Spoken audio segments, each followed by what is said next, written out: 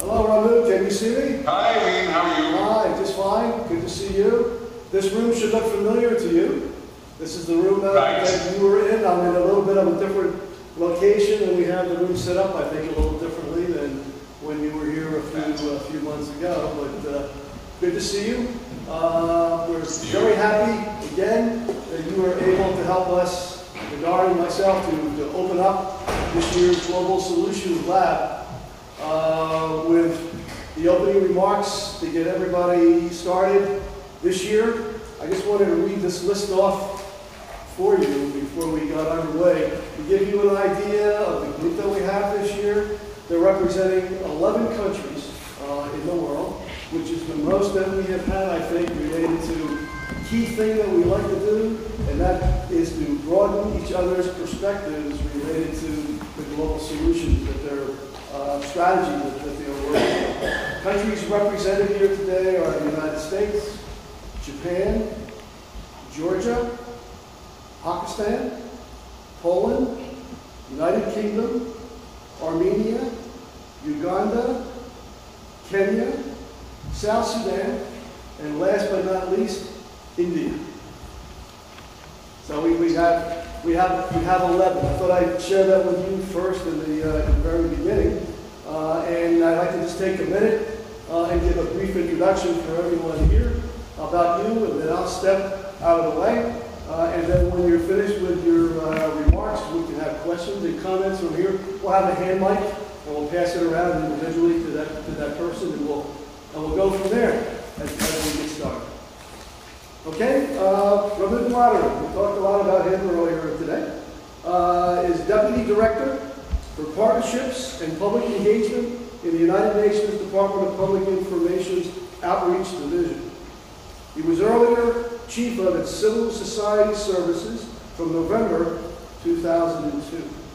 His responsibilities focus particularly on outreach to and partnerships with the non-governmental, academic, and private sector constituencies, as well as to the general public. The division's programs include briefings to NGOs, schools, universities, and visiting groups, guided tours, exhibits, and responses to inquiries about the United Nations organization. His earlier assignments with UN have included the Department of Peacekeeping and special political questions, as well as the Executive Office of the Secretary General.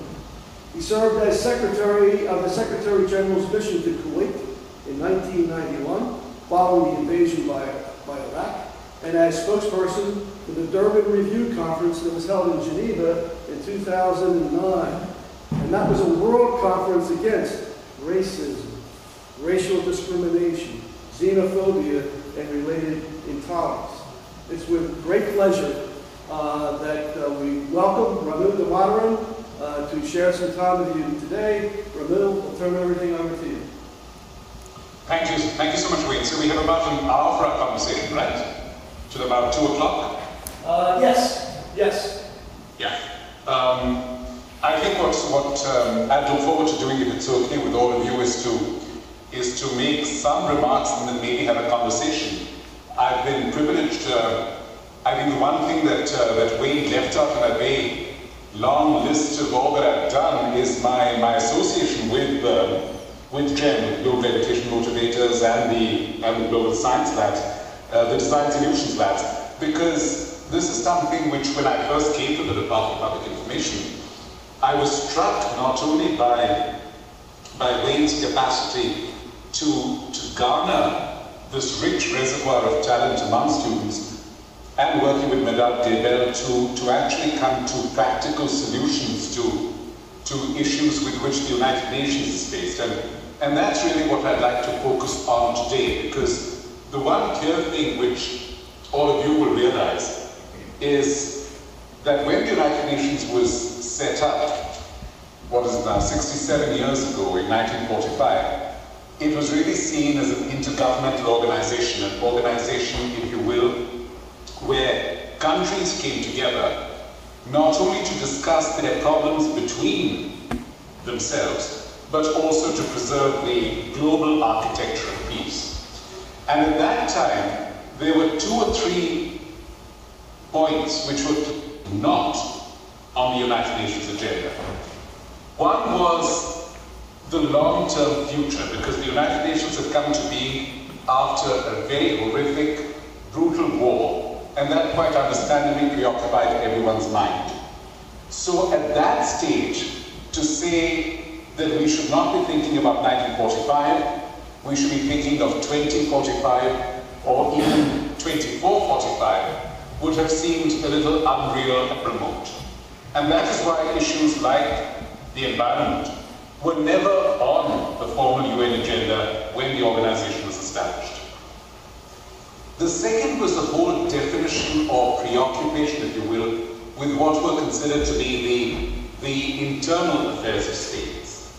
And countries were very jealous about this. They did not see in the United Nations a viable mechanism by which they could deal with questions of poverty, of hunger, or for that matter, the greening of cities, because this was something which was considered to be within their national domain, within their national jurisdiction, and they really saw no reason for, and frankly had a great fear of, international concern or scrutiny in that regard. And the third was that the United Nations really saw itself as a fairly coherent but defined organization without much interplay with the other great forces that were coming into play in the second half of the 20th century, the non-governmental community, what we now call civil society, the academic community, the intellectual community, which all of you represent as students, and in which you work with your teachers, with your administrations in schools and colleges for this. And I think that is the one thing that has definitely changed now. And as the present Secretary General Ban Ki-moon said, governments cannot do it alone.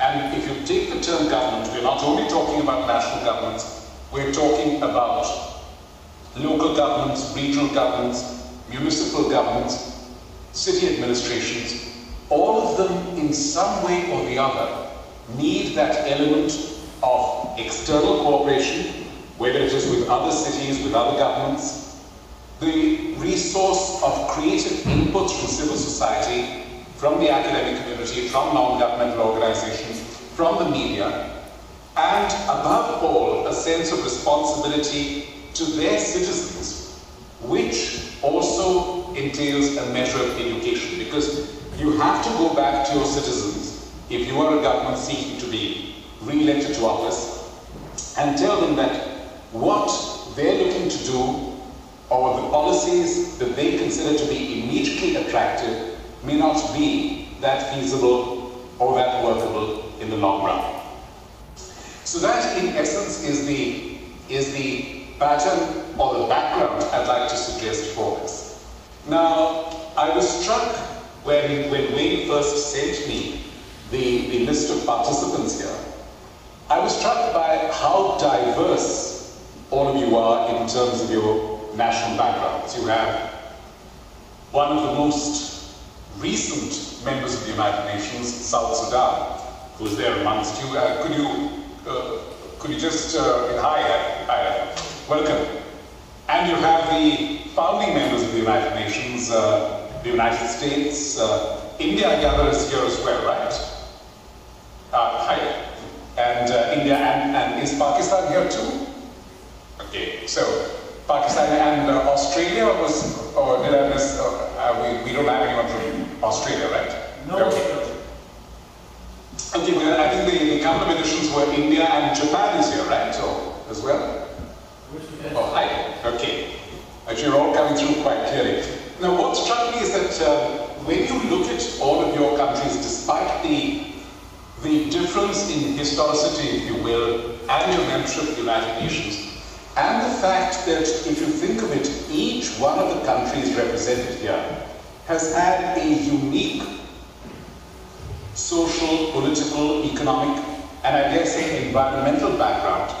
And yet, when you come to terms with it, all of them are trying to do the same thing in terms of their attitude towards population. And let me begin with my own country, India. It was school students in Delhi, in our capital, who led a movement, and I think this was about 8 years ago, on 2 counts. One was to ban and to prohibit the use of plastic bags in shopping malls or shops in Delhi. That is something which students took the lead on. They went to shops, they negotiated with shopkeepers explaining the environmental hazards of plastic bags. Shopkeepers then replaced them with more environmentally friendly packaging. And eventually that became both a government directive and a court enforceable order.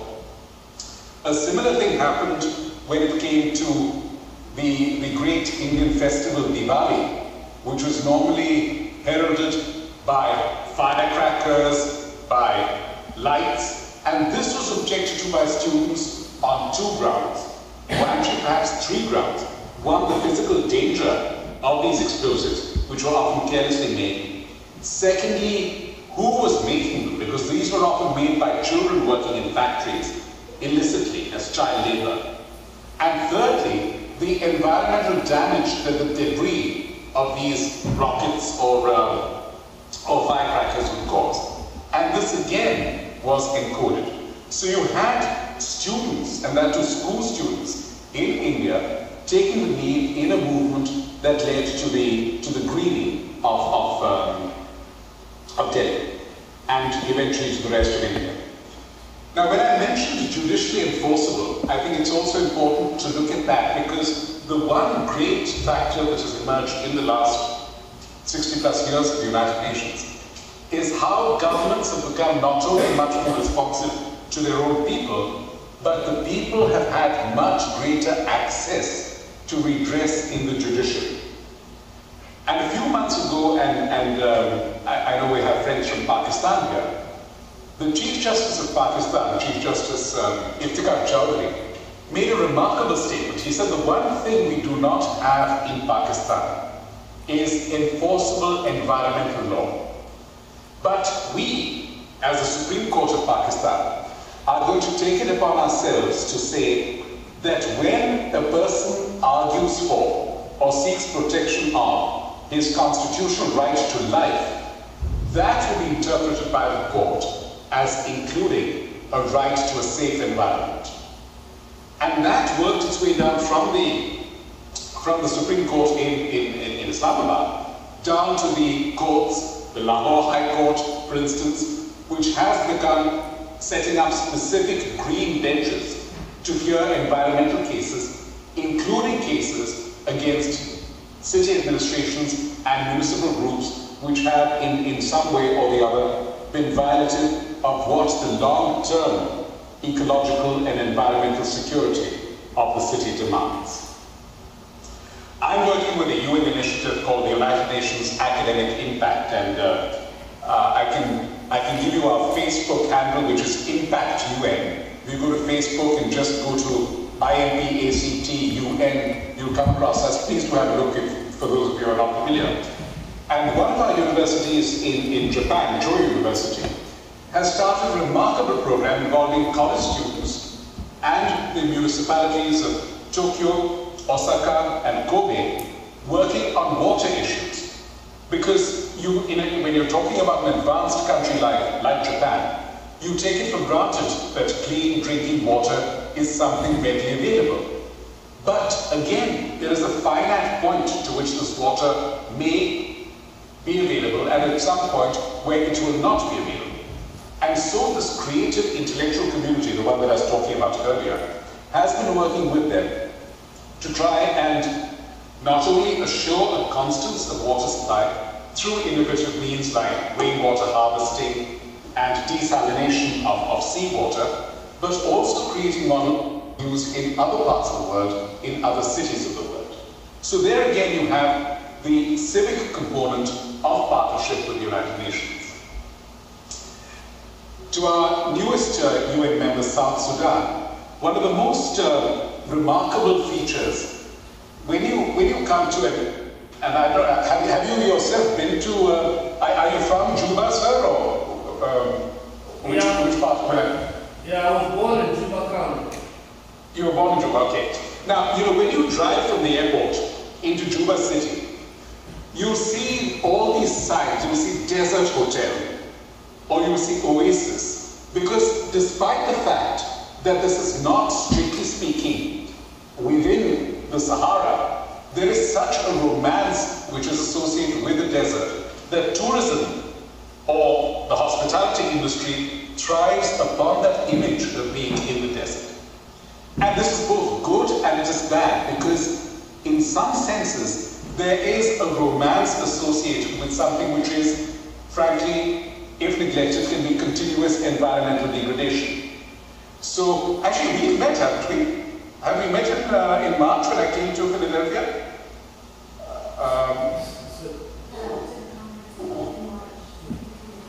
Yeah, that's you. Yeah, that's right. Sorry, it's a bit of a fuzzy screen. Now I can see you. Hi. So yeah, in fact, we had a conversation then as well. Yeah. So, you know, the thing that has started, and I'm sure you've been keeping track of this, is the entire Greening Juba initiative, which again, the city of Juba has taken on. And if you go just outside the city, you have the landfill, the Korok landfill, which has been a place where disused wheels, tires, and so on were disbanded, and that is being cleaned up. Because again, it's been a remarkable synthesis of two things. You have a new nation, a proud nation, which has come to terms with its national security, with its human resource development, with its economy, with its place in the world, all this at the macro level, if you will. And yet, there is time and there is necessity to come to terms with what is very, very specific and very much in a city. If you go back we have someone from Poland here as well, right? Or not? No. Yes. We do? Okay, so probably it's outside camera range. Now. No, he's here. Yeah, he's here. Oh, hi. Yeah, sorry, you're hi. No, one of the things that and this is again a personal impression, it struck me when about 3 years ago I was in Krakow, and I was fascinated by the greenery there, and then I was told that one of the principal parks in Krakow, Planty Park, was actually designed, planted, and preserved in 1820. So you have a country like Poland, which has gone through so much since the beginning of the 19th century to the 21st century. And one of the first things that the national administration and the civic administration thought of was the necessity to keep the green and to preserve the green. And this is something I'm not even going to begin talking about the United States, where I know many of you are from. But this was at the heart of the entire reforestation and greening movement of the early 20th century. Many of us think of it in terms of President Theodore Roosevelt and the fact that every city, every community, and the national landscape as a whole had this essential built-in oxygen reserve in terms of the national reserve, in terms of the green communities within cities, and the very far-reaching constitutional, federal, state protection of what we consider to be ecologically necessary areas in terms of water, trees, forestation, flowers, everything which is not only necessary to improve the aesthetic quality of life, but soon became necessary on a scientific basis. What's been really remarkable about this also is the fact that in this, it's not been just the civic administrations alone, but they have been egged on, and as I tried to suggest in the case of the two first instances I mentioned, you have the students in India, you have the judiciary in Pakistan, you have the historic town planners in Poland. You have students in Georgia as well. You have a wonderful movement called Otios, which has taken over the city of Tbilisi. And here you have students working with the civic administration in making sure that there is environmental protection available to students there, or to the citizens there. In a case of a city, do we have anyone here from Uganda? We do, right? Or hi. Now, Uganda, what struck me was that the entire power of the media. We have a wonderful newspaper called the Kampala Dispatch, from the city of Kampala about 2 years ago, saying, look, we had 3 major parks in Kampala. You had the Nakasero Park, you had the Centenary Park, and then you had the Kamoki Park. All 3 parks, these green parks, were in effect sold or leased by the city administration to commercial builders and to markets. And so you destroyed that entire green basis of Kampala. The newspaper took it on. It led a citizens' movement, and the government was forced to change the decision. That again is the unlikely ally that we at the United Nations have, in the sense of a vigilant media. But let me add to that, it's not just the vigilant media, it's also the fact that the media must have a conscientious and responsive civic administration. And that, the creator of the civic administration in Kampala, it recognized that it had done something wrong, and it went on to make that difference.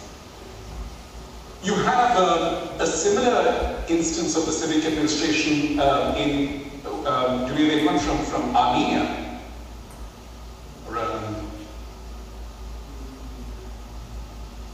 No one? No. Wait, is this Armenia? Yeah. Hi. Okay, right. Okay.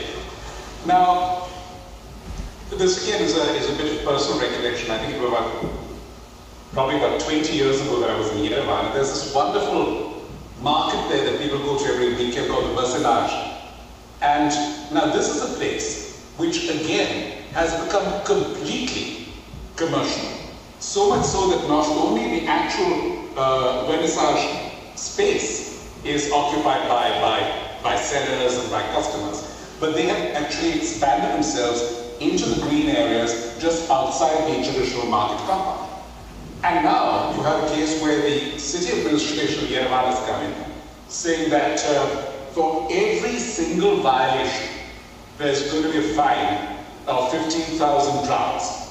Now, when that happens, you have a judicial, a punitive, and a civic combination, along with the fact that the people at large in the city of Yerevan are able to reconcile their affection, their sense of history when you talk about the vernissage, and the fact that they want this to be preserved in a manner where that institution can survive into the 21st century. So that again is a remarkable confluence of these events. So if you go beyond, do we have anyone from Germany here? Hi. Now this again, this I read about, and in the city of Hamburg, you have I think about a 4-kilometer stretch of the Autobahn which comes into the city, which is completely chaotic. And there was some consideration both because of traffic safety, because of noise pollution, because of air pollution. How do we do this? And this is again where science and architecture came in remarkably to create a green canopy over this 3.5-kilometer belt. So you have a roof over the Autobahn, if you will, which is like a bark which is suspended over it, which not only absorbs the air pollution that comes from the traffic on the Autobahn, but also insulates the neighboring communities from the noise that would be created there. So these are the various instances that occurred to me that show how imaginative and innovative individual administration. Hi, Medan, how are you? I can see Mr. Gable in the background looking down. So these are the various elements which I wanted to share with you, because where does the United Nations come to all this? And my point, and this is the point that I want to really leave with you as you begin on these 2 days of conversations and discussions. The United Nations is most effective where it inspires action rather than being the agent or the executor of action. And it's a thought which I know a number of my friends and colleagues here at the United Nations might disagree with. And I dare say many of you who are working on issues like this might disagree with as well. But you have to come to terms with the fact that this organization, in terms of its human resources, in terms of financial resources, and and also frankly in terms of its legal and political mandate, cannot really be everywhere at once and be the actor. It also has to be a stage, and it also has to be, in a sense, to coin the word, it has to be an inspirator. So we have to, in effect, set norms, set challenges, and then work with these. If we had not, 20 years ago, convened the first Rio conference, 1992, which articulated the possibilities of an environmentally friendly world and the dangers in an environmentally challenged world, much of what the instances that I've shared with you would not have happened because people would have been living for the moment. It takes a single unconscious, subconscious gesture to crumple up a piece of paper and toss it in the park as you walk by, without any thought about what is going to happen to that piece of paper. But you multiply that by 7 billion, then you have not only the beginnings, but the culmination of environmental catastrophe.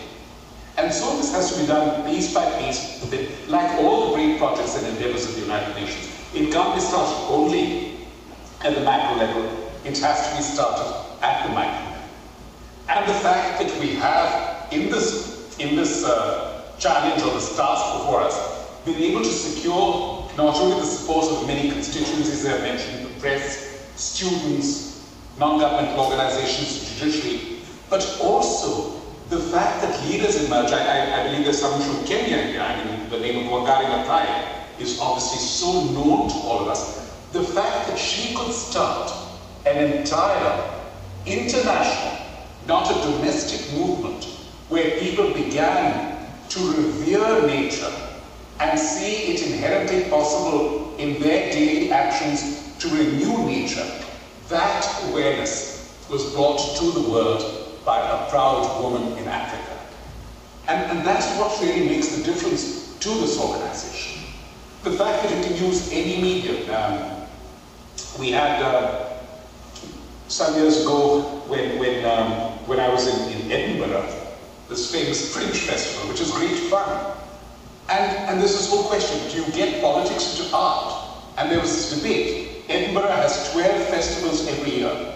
Should these festivals, with their reach, with their captivity, if you will, should these be used to promote environmental themes? And there was a whole debate. People said, no, art should be above politics. And then finally it dawned on people. Environment is not politics. You can make it politics. You can make it political.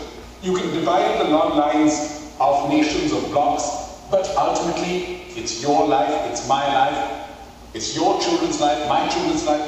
That is what matters, and this is above politics. It's a matter of human well-being. And once you realize that, then you've already got half the challenge ahead. And the fact that we are now able, at one level, to deal with and accept our, if you forgive the phrase, our romantic view of environment. All of us have that, and we yearn for it. We want to go to the beaches in summer. We want to go to the mountains and have holidays there. We want to be able to listen or to live in a land whose scape we can enjoy. But that is just one level, because ultimately and increasingly, more and more of us are forced to live within the confines of larger and larger urban conglomerations, what we now call cities or towns. And until now, we used to use the romantic view of environment as an escape from cities and towns. Now what has happened is that it has occurred to us that given will, given skill, given talent, we can create within our towns, within our cities, within our communities, if not a measure of the beauty and the tranquility of nature, of the sun, the sand, the sea, the mountains, we can at least make sure that the cities that we populate do not degenerate to a level where living there becomes more dangerous for us than it is already. And this is, I think, where the United Nations comes in. Not, as I said, as a key actor, but as the agency, as the organization, which has set the tone and set the norm and made it so accessible, so immediate and so attractive that everyone has joined in. This is something which is really not new. Even if you look at some of the earliest and most idealist of environmentalists, I think we have a young girl here from the Wilmington school. Is she with us this afternoon? I gather she's the youngest participant that Rida and Wayne have ever had, or maybe she's not in this gathering this afternoon. Hi, okay. Now, I don't have to tell you about the Quakers. When you think about the Quakers and what they did to this country, their entire, or indeed internationally, their entire premise was that of respect for nature, and they saw nature as a retreat and something to be preserved. And there was a lot of political antagonism to the Quakers precisely because of this point, because people felt that instead of advancing forward, they were trying to retreat backwards. But I think what the Quakers taught us was that sometimes, in order to move forward, you do have to retreat to the wisdom of the past. And that wisdom of the past, and I'm not going to inflict quotations and citations upon you, but take your time, read it. Go through your religious scriptures, people. Go through books and classics of the medieval period, whether in Europe, whether in Asia, whether in Africa, and you will find that the single theme that comes through is that if you respect nature, you protect yourself. And that is as true when the Quakers enunciated it, as it is today, when the United Nations tries to do this, maybe in a more political form, maybe in a more wordy form, maybe in a more textual form. Be that as it may, the sum of actions that I've tried to share with you, and the sum of actions of which you are aware, and the solutions that you are going to come up with in the course of your work with Medard and Wayne, I think will show you how tangible this possibility is and how far, far, far from remote and idealistic it really is. So that's really the thoughts I wanted to share with you, and now I'd really like to open it up to a conversation and to hearing from you. And if I have, remember, and I think I have brought a pen with me, so I can take down the points that you make so that I also have ideas to take back with me. It's not going to be a question and answer session. I really would like to hear from you, your ideas about what you think the United Nations should be doing, and how this great global partnership we've been able to forge can work together. So Wayne, with that, may I throw it back to you? Okay, let's open it up to comments or questions that you might have. Lisa here has the microphone. We're going to try this microphone here. This should be, what's the same right here? The line, 1, 2, 3. Are you hearing any better? Me, or is it the same now? I have the microphone away from my... Yeah, I can hear you, Wayne, yeah. Okay. Let's try it right now. It's not going on, either one of them, which is amazing. Who wants to go first? We'll try it without the microphone while we try to figure out what's wrong with this one. All right, Joseph is going to be first. Joseph is from Kenya. You can see the camera is actually directly on him. Joseph, go ahead. All right. Well, talk passionately in a matter of some of the changes that. Joseph, I can't hear you very well. Do you have a mic near you or no? Wayne, is the microphone available? 1, 2, 3. It's on now. Yeah, I can hear that. Yeah. Thank you. Thanks. Yeah. My question was, as I can see you now, you have talked in passion, and maybe also some of the changes that people have been able to bring in terms of changing the environment. But now to me, when I look to you, how you talk, and also when I get your words, I can see that the UN in this part, it plays a motivational role. Now, could you tell me the practical steps or practical part or function or the role of UN in ensuring that these positive changes to humanity and the world takes place? Joseph, that's precisely the problem. The UN, it depends which side of the fence you're on. Some people consider this to be the greatest weakness of the UN. I personally think it's one of its greatest strengths. People consider the fact that the UN has no enforcement mechanism as a weakness. In other words, we cannot go and tell a country, or for that matter, a city or a community, that they must do this. We can only point out to them the wisdom of doing something. And very honestly, and I'm speaking very candidly here, this is the great difference that has happened in the last 6 to 7 years. Initially, we could only talk to governments. Now, because of people like you, because of the power and the speed of communication, when we say something, people are aware of it, even if governments are not. And political forces within countries can shape the character and the complexion of governments. But more important than that, they can also create within citizenry as a large, which you and I represent, a responsibility to do things themselves, either independently of or in support of government. And so I think that motivation, and that's a very, very good adjective that you've given, that motivational power of the UN is one of the reasons why the UN continues to be in existence. Because if we had been an enforcement body, we would have ultimately had more and more countries saying, we are not going to be enforced by you. I mean, why? Your country and my country have thrown off colonial powers. Why should we now succumb to a new colonial power in the United Nations?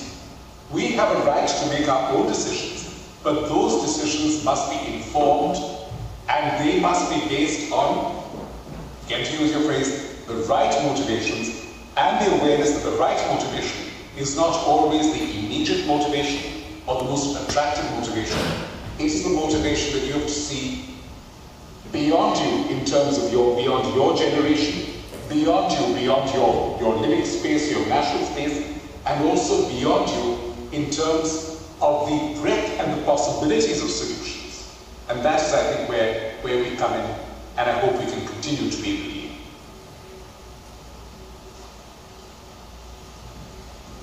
Yes, my friend from Juba, right? Yes, sir. Hi there, Ramu. How are you, sir? Yeah.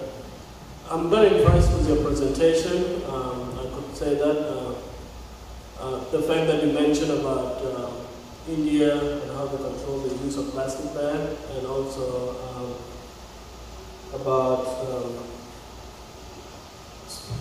you saying that environment is not in politics, which is I do agree with you on that. On other notions, some people who rely on government, saying government is the key engines of environmental regulation. So I have an example, because the reason I give an example because I've traveled a few places around the world. One of the places that I first landed into was in a refugee camp in northern Kenya, northwestern Kenya. When I was in that place, it was more like a desert, a semi-arid area, and you mentioned the fact that the United Nations help people who are inspired to do so. In that place, there was no trees. It was more like a desert. So what happened was there was a lot of erosion and a lot of dust storm. So many people came with the idea of planting, trees. And because they could not afford to find trees, they would bring trucks of. There's an organization called Lutheran Federation, World Federation, would bring a lot of trees from the coast of Mombasa and other part of Kenya, and they would plant them. So I agree with that measure. But you say the UN will do those who are inspired.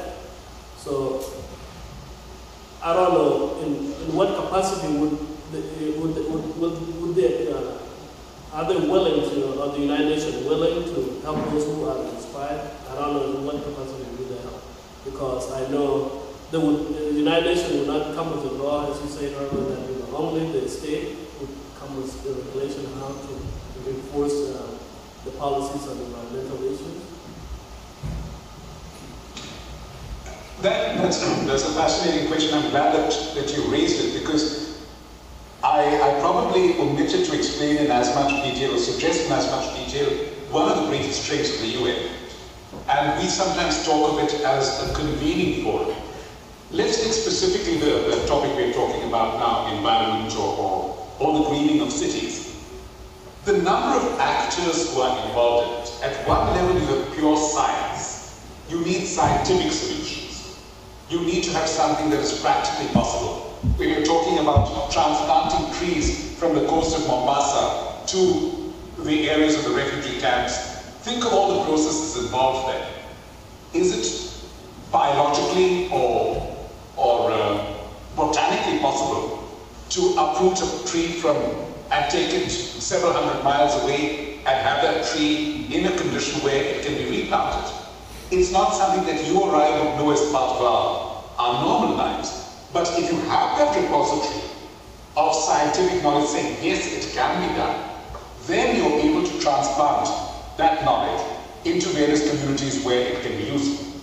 So you have the science. Then you have the civic society involved. You mentioned the Lutherans, and the same is true of other great communities of non-governmental activists. And then the United Nations gives a home for these non-governmental entities to work together and to exchange their best practices. Local authorities, individual cities are consumed with their own problems, but a problem which happens in a city like Mumbai or Delhi, in the country of the young lady in front of my own, that could be completely similar to a problem in Bogota, in Colombia. And in fact, and just to go as an aside, in Delhi we are now trying to replicate, not with too much success I dare say, the transport system in Bogota. So that sharing experience, again, you need a forum to do this, and the United Nations offers that. So I would be remiss if I suggested that the only value of the United Nations is in being motivational or inspirational or to set the loftier agenda. We're also a very practical clearinghouse. People can come to the UN and share first-hand experiences with the actors who matter the most.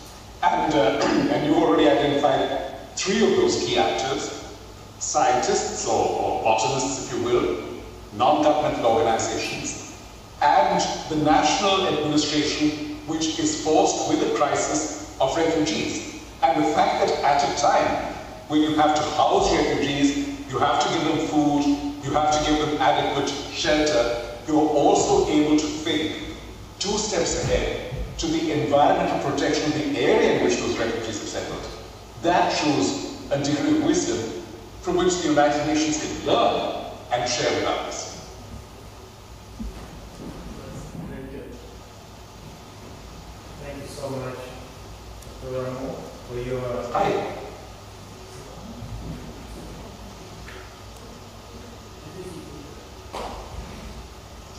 Thank you so much for your wonderful deliberation. I have a concern and maybe 1 or 2 questions. My first concern is that for so long, the major problem that faces humanity has been conflict. And the UN as an organization has been at the center stage of trying to respond to this human problem. And through its branches. But of late, there is also an increasing events or occurrence of nature because of the poor way we have managed it, turning around and showing its dissatisfaction with the way we have managed to the resources nature provided us through earthquake and sometimes landslide in other areas which have been depleted, forests have been depleted. Like an example is my country where I come from in Uganda. For the last 2 years we have had, I think each year some terrible landslides in areas which have been overpopulated and people have used the forest. They've turned forest into farmland. And when rainy season comes, there is always landslide. And it really kills, it endangers people and takes so many lives. My concern though is that I feel like the framework from the leading organization as United Nations has not yet been communicated very clearly within which civil society organizations and young intellectuals should work as a team. And the other concern is that there is also information gap. Looking at what happened during the French Revolution and what Mao in China said, that a successful revolution always has to be, starts with the bureaucrats, and then it will take the peasants for this to finally turn into the desired result. And in my opinion, there is a huge information gap between the peasants who should turn the revolutionary idea into reality and the elites who know what the problem is. And looking at the situation of my generation or the younger generation after me, there is a very good potential with the social media, like Facebook and all that. It's been used very well to deliver democracy or to change governments where bad governments are punished the people, like in Libya, Egypt, Tunisia, and many other places. Unfortunately for me, in my own observation, I find there is a huge gap between these potential young people whose energy can be used to cause this revolution, and then the knowledge that they need to argue their case. And there is also a gap of coordination for the different bodies that should come together to force governments or people in position of decision-making powers to cause this change and save the environment for our future generation. I find this very disturbing, and sometimes I wonder, and thank you for this opportunity that I can get to ask you the question directly. I know that dealing with conflict led UN or United Nations to some tremendous steps. I would cite an example of the naming and shaming program for child soldiers, countries that still use child soldiers. And I think to a degree it has been very successful in diminishing the tendency of using children during war. Could there be in the near future a plan to establish something like that, to name and shame countries that abuse the environment through government? Because many developing countries now define development in a very absurd way. My understanding of development is anything that is done to improve the quality of human life. But many countries would define development sometimes in terms of how much money the country is making. It doesn't matter whose hands this money is. So there is a possibility of the 99% being poor, and then a lot of money is in the hands of the 0.1%. And the country is still considered rich. And I've seen in my country people, investors buying off huge chunks of land and turning it from a forest into a farmland, blowing down everything. And even getting rid of the poor settlers in the land and relocating them to poorer lands.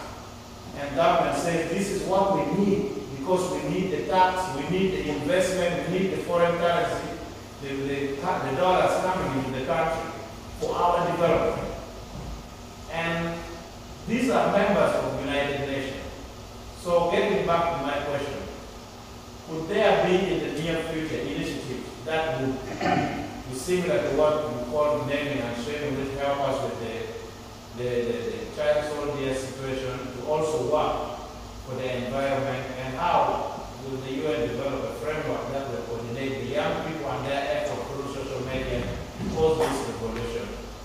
Because at the end of the day, sorry for being so lengthy, if the lady who is walking to the market to buy fresh fish and she wants to use plastic bags to do that, because that's what happened in Portugal. If she doesn't understand the value of using a different type of bag to buy, which it could be recyclable or maybe it can decompose after some time, then we're still heading for the problem is going to persist for some time. So I hope I've been clear in the lengthy question. Thank you so much for your time. No, thank you. I mean, I don't think, I think the question was just one small part of it, but I've learned a lot. I'm most grateful for the ideas that you've shared. You know, one thing I've learned at the United Nations is not to be too sure about anything happening or not happening. My instinctive reaction to your question about naming and shaming was going to be exactly the spirit of what I said to the gentleman sitting in front of you, that the UN has to be very careful not to get itself outside the game. You know, if we become an agency which names and shames countries, then those countries are going to be less and less willing to work with the United Nations and with each other. And so ultimately we lose the cause for which we are trying to work in the first place. But, and I was going to suggest to you that maybe that naming and shaming should be done by non-governmental organizations, because a lot of them have credibility. It's true that some NGOs are still perceived as quote-unquote Western NGOs or have an agenda of their own, or have values which some nations suspect. But the same thing would happen to the UN if it were to try that. But on the other hand, just last week, we did have, in a sense, a naming and shaming of countries involved in child soldiers, in the recruitment of children into the militia. And so, who knows, there might certainly be a state where the UN comes into its own and is seen as a credible, non-partisan, and possibly non-political source of such naming and shaming. And I think it's an idea which, at the moment, I think it's unlikely. I think it may have its dangers, but I'm not going to be foolhardy enough to say it will never happen.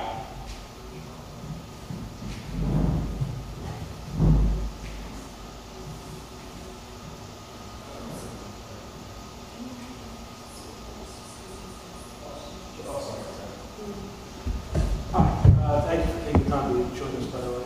Really appreciate it. Thank you. My question is, you brought up the fact that it's in the best interest of the UN to act as an inspirator. But what about a country that doesn't, say the UN comes in and inspires people, like say a country like China, which has a lot of human rights and environmental issues. And people, even if they do get inspired, their government doesn't take the action to act on that inspiration. And it really holds the people back from bringing back any change. How would the UN respond to a country like that? You know, this is, again, we've got to the crux of the situation. When you are, and this is my argument, when you're an inspirator or a motivator, you can't also set yourself up as a judge or a jury. You can't begin to take on the responsibility of seeing how far your inspiration has worked or where it has not worked, because then you're no longer an inspirer. You become a part of the process, you become a player. And the way that I see it, and this is my personal point of view, and I may be wrong, and some of you may disagree with me, that the UN is unlikely to be able, because of its scale, its size, and its limitations, it's unlikely to be able to become an active player in national environmental policies.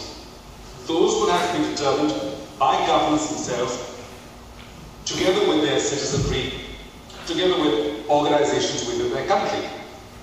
But the fact that the United Nations can set out ideal norms which are based on science and not on just some romantic or quasi-political notion.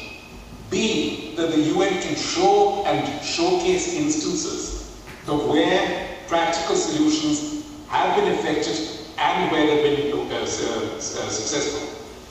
And C, most important, that the UN is the one forum which can show that there is a commonality between problems which confront a society in a remote part of Asia and a society in Latin America.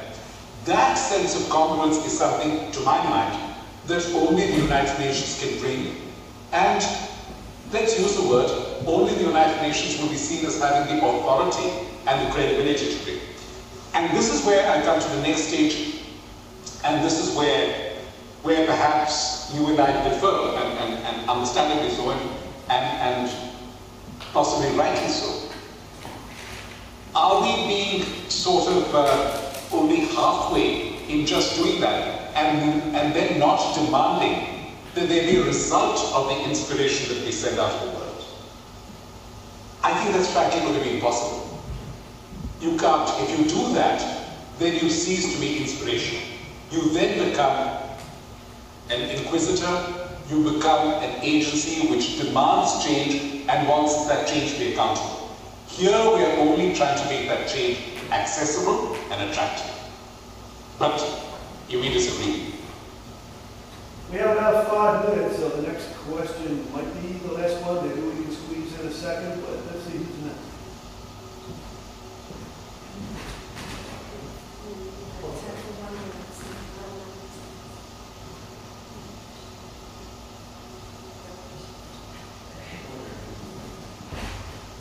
Okay. Sorry. Joseph, hi. How are you? Well, I've realized that there are some of the achievements that were made as UN. So, can you briefly name across the world some of the projects or achievements of the organizations that have been achieved so far, or how you get your achievements within time? Thanks. You mean broadly across the whole spectrum? Specific. You can be specific, or you can specific and brief, or you can generally name one project, one achievement that is familiar, that you think will be familiar to every one of us, and at the same time, and tell us how you made achievements as organizations in terms of goals. Of course, you cannot be an organization without goals and objectives to be achieved, and also within a given time. So just name those achievements and goals that have been made so far. And Thanks. goals. Yes. Goals. Okay, so we're talking about, we're not now restricting ourselves to the environment or to cities, right? Beyond that. To my mind, the most dramatic achievement that the United Nations has been able to do at one level is the eradication of smallpox. And this was something which the United Nations, with the World Health Organization, with UNICEF, with the Secretary of the United Nations, and governments of the world, and non-government organizations, the scientific and medical community, were able to do. And I think the next stage in that is our attempt to have a global eradication of polio, which is now still endemic in 4 countries in the world, and we hope that we will be in a situation where in another 10 to 15 years we can say polio is also a thing of the past.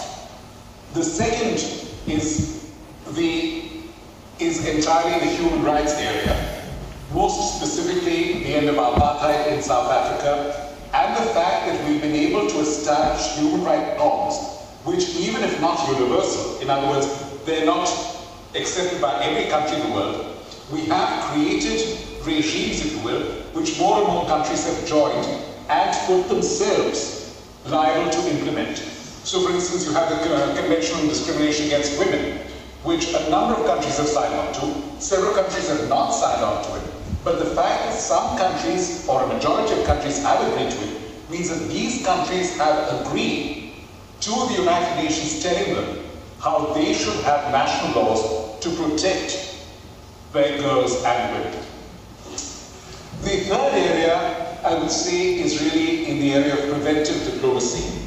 And this is a very difficult thing to detail, because someone once asked our Secretary General about making a movie on preventive diplomacy. And the point is, it's not something you can make a movie about, because the entire thing is done quietly and in secret. And if you have to prevent something from happening, very often people around the world do not know that something was in danger of happening in the first place. But I think we've had a great deal of success in preventive diplomacy, not only in specific instances, in large-scale tension areas like the Middle East, for instance, but in smaller areas. I mean, for instance, the boundary dispute between Nigeria and Cameroon in the Bakassi Peninsula, for instance, which was not allowed to develop into a bilateral conflict precisely because of this mechanism of diplomacy. And a fourth achievement of the United Nations, I think, is really encouraging, facilitating, and supporting the globalization of the individual. The fact that each of you is proud to be a national of the country that you're from, just as I'm proud to be a national of the country that I'm from, and yet you're willing to sit here, talk to people from other nations, realizing that you are linked by this common humanity, and the fact that you recognize that there are global solutions possible to problems which you would have otherwise considered to be local or neighborhood or immediate, shows that degree of globalization which I think only a truly universal organization like the United Nations would have instilled in people. So those are just four instances. I've tried to give you one very specific, smallpox. I've tried to give you something which is normative and which is, in a sense, voluntary, the human rights mechanism. I've tried to show you how the United Nations works not as a state but as an actor in terms of being an agent for preventive diplomacy. And finally, the United Nations, to go back to our first word of inspirator or motivator, the fact that even if you don't necessarily agree with the United Nations, you still realize that you belong to one world and not to one particular community. But thank you for asking that, Joseph. Thanks. Ramu, would you have time for one more question? Sure, of course we do. Anyone else have a question that they would like to ask? If not, I have a comment if you have no question. Okay. Yes.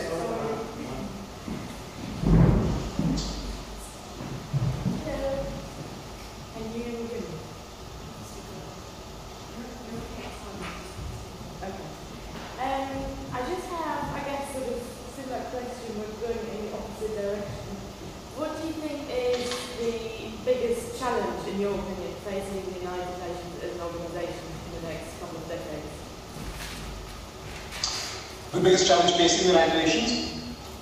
I would say credibility. I think we have not succeeded as well as we should in getting people and governments around the world to fully realize exactly what value they're getting for their money, all the possibilities that this organization has. I think we still have to maintain that very precarious balance between what we can offer and what governments are afraid we might intrude upon. And that's what I tried to suggest in some of the earlier comments. To an extent, that problem of credibility has to be resolved by our own proactive approach, by our getting opportunities like this to talk to friends like you and hopefully share ideas with you. But also, I think it has to do with the degree of investment that governments and the peoples that they represent are willing to invest in the United Nations, not monetarily, but in terms of political will, programmatic will, if you will, realizing that the United Nations is not something which is separate or alien. It's not another country, it's not another force. It is all of us together. So when you try and involve the United Nations in resolving problems that you consider to be local or immediate, you're really asking yourself to help yourself. And if we can get over that credibility gap, then I think we will overcome a major problem. Thank you. Ramu, thank you. Thank you very much for all of you.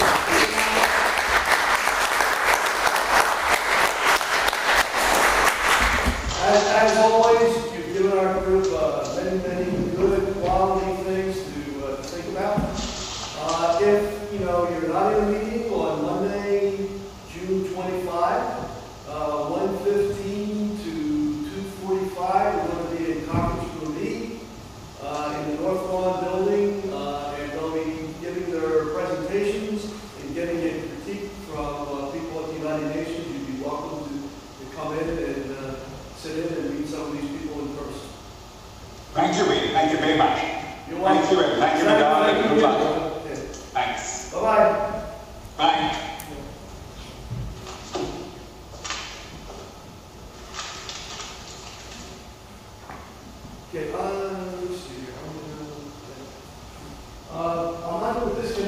they're in a temporary location where they are, and we were not able to call directly into them, but they were able to call out and connect with us in here. So I have some new